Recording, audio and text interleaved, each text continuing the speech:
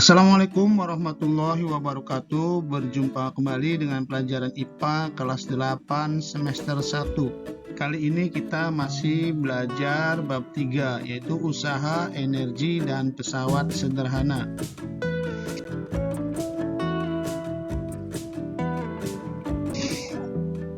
Bagian yang kedua, energi.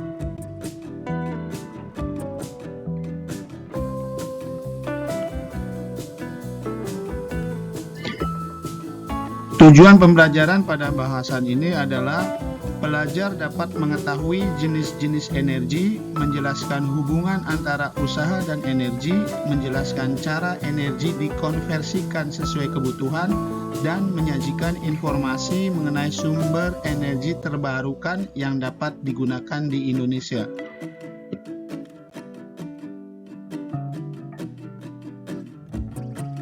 Baik, langsung saja kita bahas pengertian energi dan jenis-jenis energi.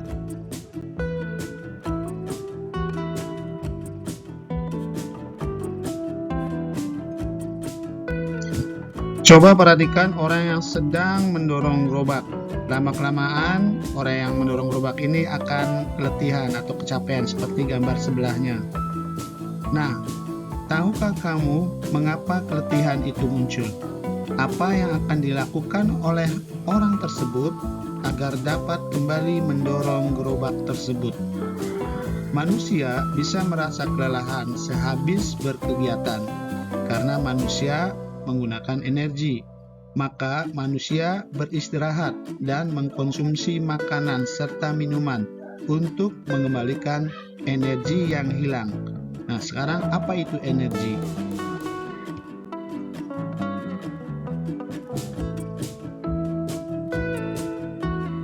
Energi adalah kemampuan untuk melakukan kerja atau usaha. Makanya, jika kamu lagi tidak ada kemampuan untuk melakukan kerja, artinya kamu lagi tidak berenergi. Bagaimana caranya supaya berenergi? Nah, salah satu caranya adalah dengan makan. Ketika makan, energi kimia yang ada pada makanan akan berpindah ke dalam tubuh kita. Jadi, kita bisa menjalankan aktivitas kembali. Seperti orang yang mendorong gerobak tadi. Ketika kelelahan, maka dia beristirahat, makan dan minum supaya mendapatkan energi dari makanan tersebut sehingga bisa beraktivitas kembali.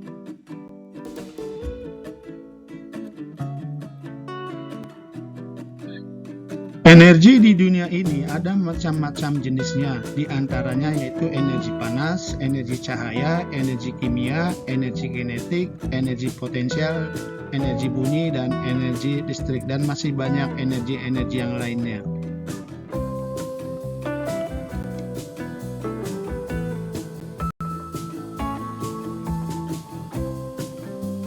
Kita bahas jenis energi yang pertama, yaitu energi kinetik. Coba perhatikan orang yang sedang bersepeda.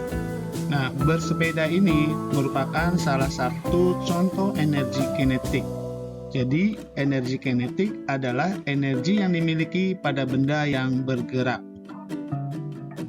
Contoh energi kinetik dalam kehidupan sehari-hari yang lainnya antara lain kincir angin yang bergerak, mobil yang bergerak, bersepeda, bermain yoyo, peluru yang ditembakkan, dan masih banyak lagi contoh yang lainnya.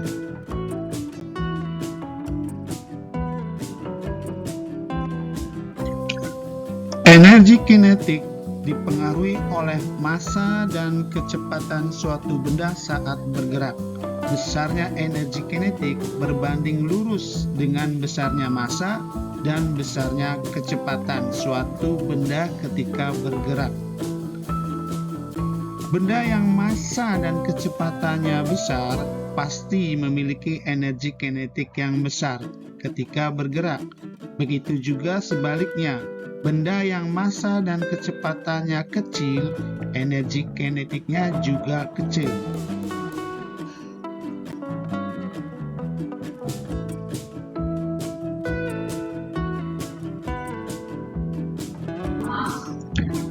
Secara matematis, perumusan energi kinetik dapat dituliskan seperti persamaan berikut, yaitu EK sama dengan setengah mv kuadrat. EK adalah energi kinetik benda, satuannya Joule, M massa benda, satuannya kilogram, dan V kecepatan gerak benda, satuannya meter per sekon. Karena benda yang bergerak akan berpindah posisi, maka perubahan energi kinetik suatu benda sebanding dengan usaha benda bergerak, sehingga dapat dirumuskan W sama dengan delta energi kinetik sama dengan setengah M delta V kuadrat, mana W-nya adalah usaha benda, satuannya Joule, delta EK adalah perubahan energi kinetik, satuannya Joule, M massa benda, satuannya kilogram, dan delta V itu diperoleh dari V akhir atau V2 dikurangi V awal atau V1.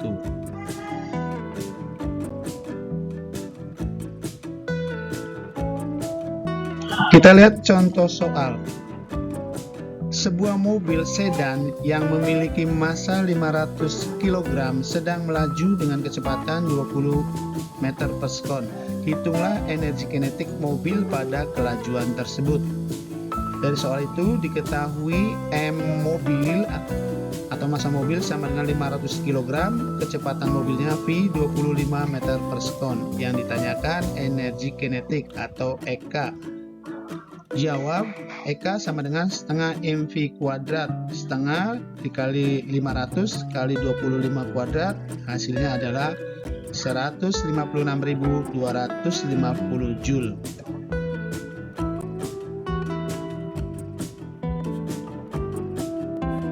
Dua, energi potensial. Coba perhatikan, ini adalah sebuah pohon apel di mana apelnya salah satunya adalah jatuh. Pernahkah kamu melihat buah yang jatuh dari pohon seperti pada gambar di samping? Kamu melihat adanya buah yang masih utuh saat jatuh di tanah, namun ada juga yang sudah hancur saat jatuh di tanah. Mengapa demikian? Buah-buahan yang jatuh dari pohonnya memiliki energi yang disebut energi potensial.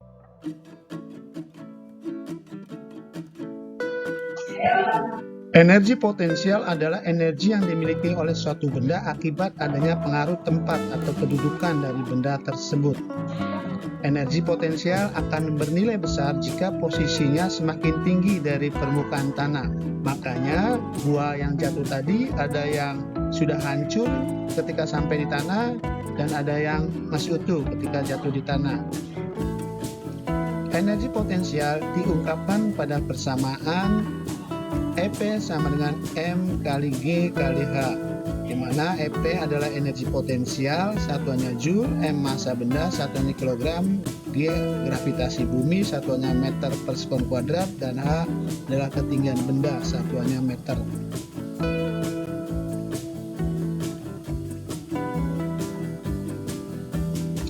Energi potensial sebanding dengan jarak perpindahan benda, maka energi potensial juga sebanding dengan usaha benda tersebut. Sehingga rumusnya menjadi W sama dengan delta energi potensial sama dengan M kali G kali delta ketinggian benda tersebut. W adalah usaha, satunya Joule, EP adalah energi potensial, satunya Joule, M massa benda, satuannya kilogram, G gravitasi bumi, satuannya meter per sekon kuadrat, dan H adalah ketinggian benda, satuannya meter.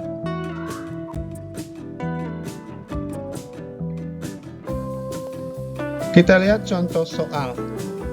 Sebuah lemari bermassa 30 kg dinaikkan ke lantai 3 sebuah gedung apartemen yang tingginya 20 meter.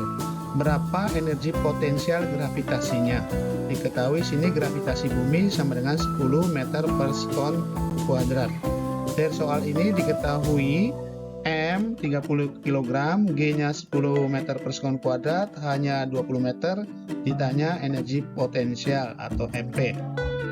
Jawab, EP sama dengan M kali G kali H, 30 kg kali 10 meter per sekon kuadrat kali 20 meter, hasilnya 6000 Joule.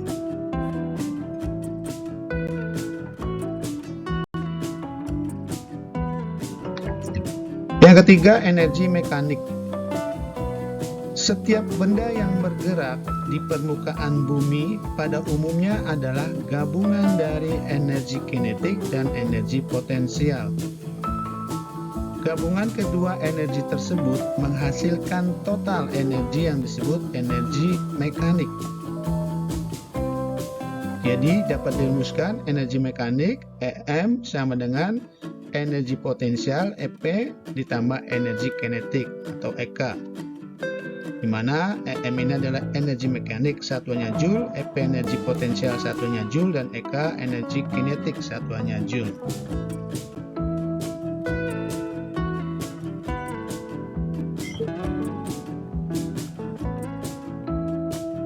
Kita lihat contoh soal.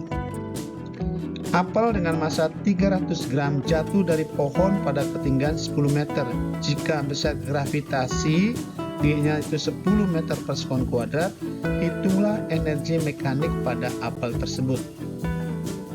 Diketahui massa benda apel tadi M sama dengan 300 gram dirubah dulu menjadi 0,3 kg, gravitasi G sama dengan 10 meter per sekon kuadrat, ketinggiannya H 10 meter. Yang ditanya energi mekanik EM apel tersebut. Jawab, EM sama dengan EP ditambah EK. EM sama dengan EP ditambah 0. Kenapa 0 EK-nya? Karena di soal itu tidak disebutkan kecepatannya sehingga dianggap 0. Sehingga EM itu sama dengan EP saja. EM sama dengan EP, MP itu adalah M kali G kali H, 0,3 kg kali 10 kali 10 sama dengan 30 Joule. Jadi energi mekanik apel tersebut sebesar 30 Joule.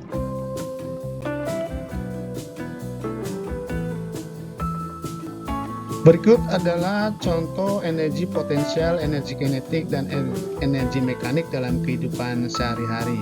Di antaranya seperti pada gambar ini.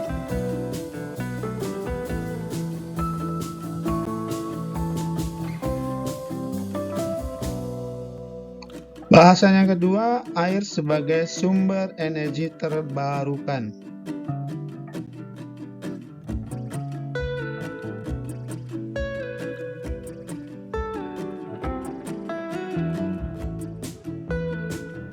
Pernahkah kamu mendengar tentang energi terbarukan?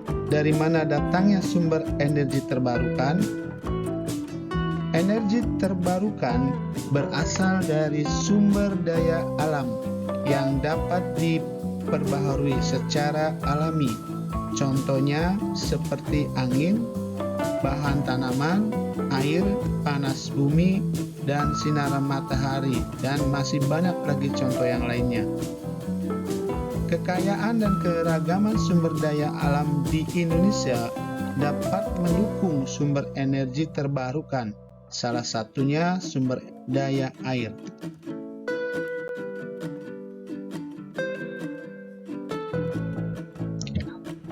Salah satu contoh pemanfaatan sumber daya air adalah sebagai sumber energi terbarukan yang kita kenal sebagai pembangkit listrik tenaga air atau PLTA, seperti pada gambar berikut ini.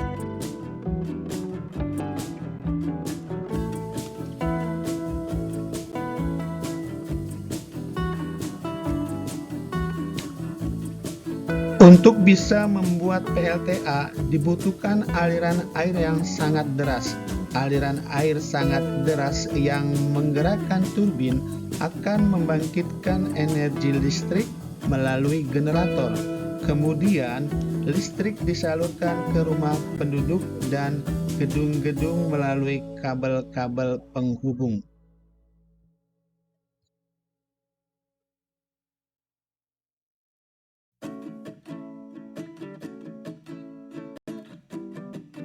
Berikut adalah gambar animasi aliran air yang menggerakkan turbin yang membangkitkan energi listrik melalui generator.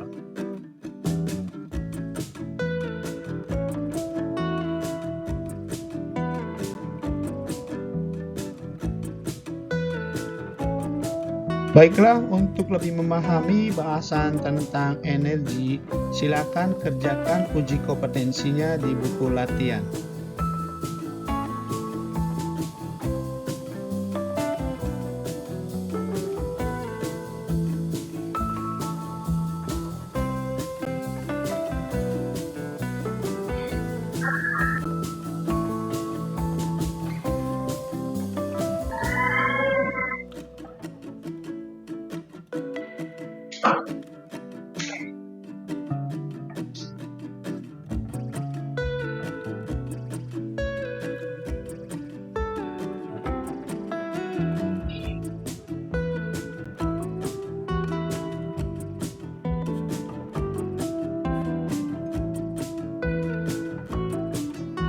Demikian bahasan tentang energi, semoga bermanfaat.